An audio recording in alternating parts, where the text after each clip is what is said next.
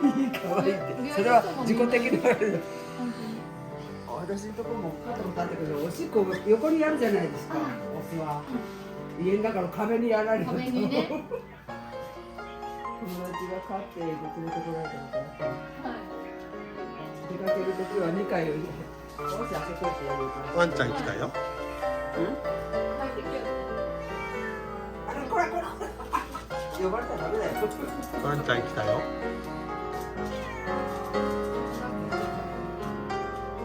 実家のなんです。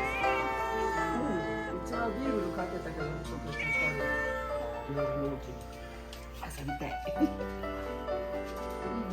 それワンちゃんの顔だな、ワンちゃんしたわ。でも偉いですよね。でもあれ、ワンちゃんの顔じゃないの？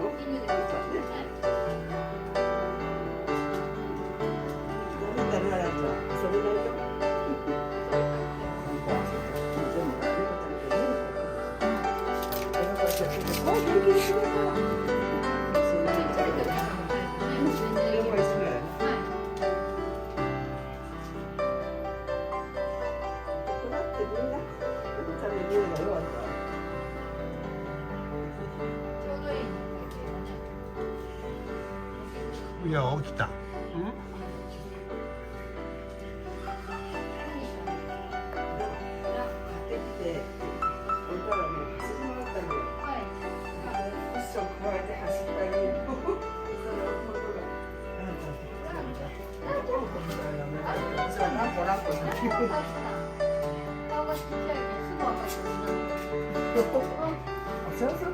猫ちゃんは男の子と女の子ですか？